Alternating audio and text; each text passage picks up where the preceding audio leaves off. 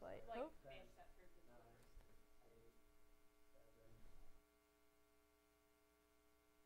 Four.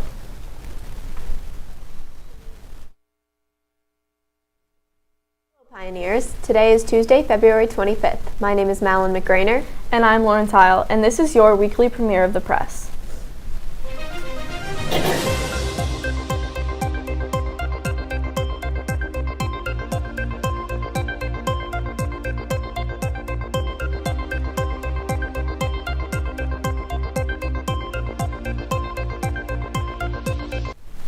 During today's show, we will be taking a look into a diverted American Airlines flight, Pope Francis's hospital condition, former Secret Service agent Clint Hill's life, and the protest against President Trump's cuts at the National Park Service.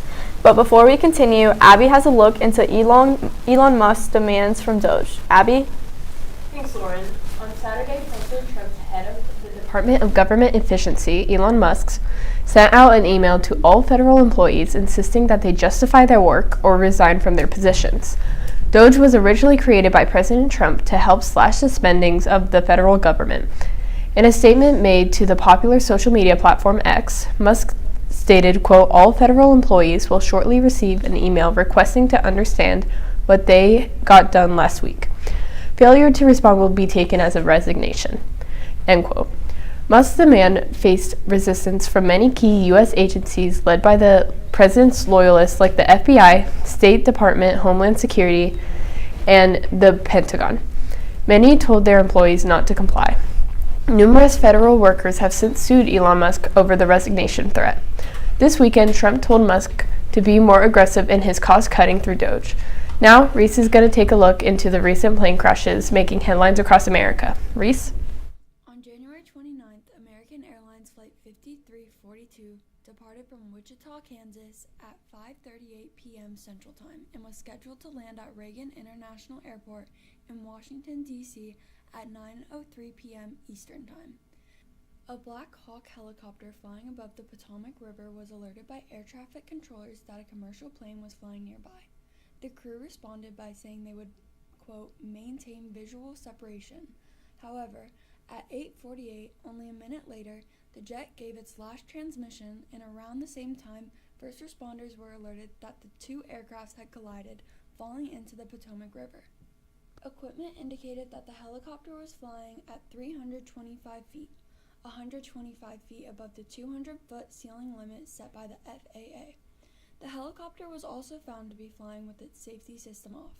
Later at Thursday's debriefing, Senator Ted Cruz said the helicopter did not look to have a reason for the safety system to be turned off, although it is allowed. The safety system ADS-B helps track aircraft location and alerts pilots of potential collisions nearby. Eyewitnesses of the crash stated that the plane. Over the weekend, an American Airlines flight traveling from New York to India had to make an emergency landing in Italy. The plane diverted to Rome after facing security threats. It is now known that the suspected bomb threat was the cause of the diversion. The aircraft was escorted by two Italian Air Force fighter jets as it made its descent to the Leonardo da Vinci Rome Fiumicino Airport. Once at the airport, law enforcement officials and fire personnel were waiting on the tarmac to prepare for security inspections. American Airlines said in a statement, quote, "Safety and security are our top priorities, and we thank our customers for their understanding," end quote. The threat was later proven by authorities to be non-credible. Pope Francis, the head of the worldwide Catholic Church, has been in the hospital for nearly 11 days, suffering from pneumonia and kidney failure.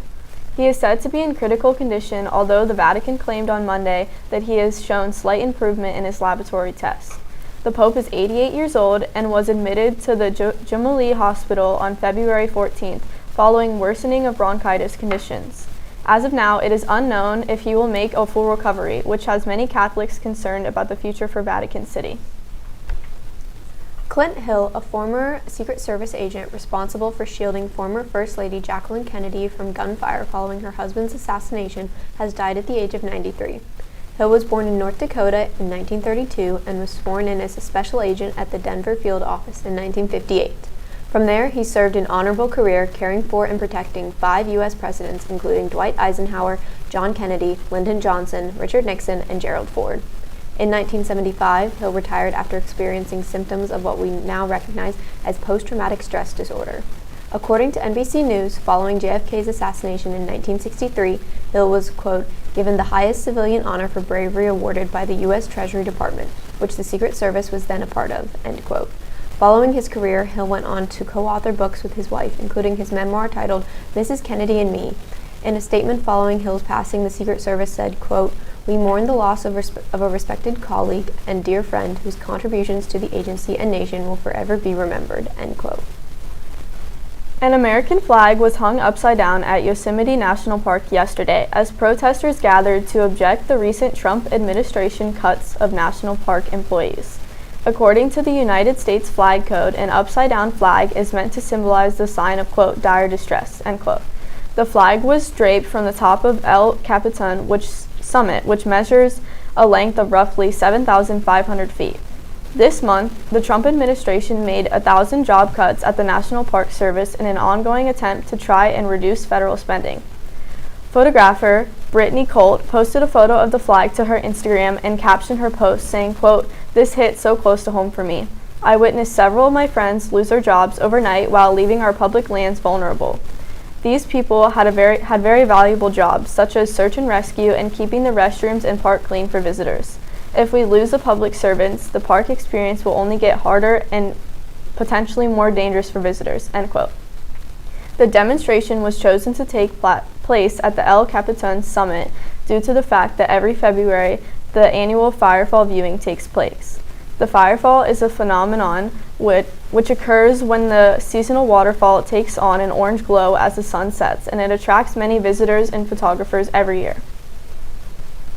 That's all for our show today, Pioneers. As always, thanks for watching. For the press, I'm Malin McGrainer. And I'm Lauren Tile. Make sure to tune in next Monday for more national news, and have a great rest of your week.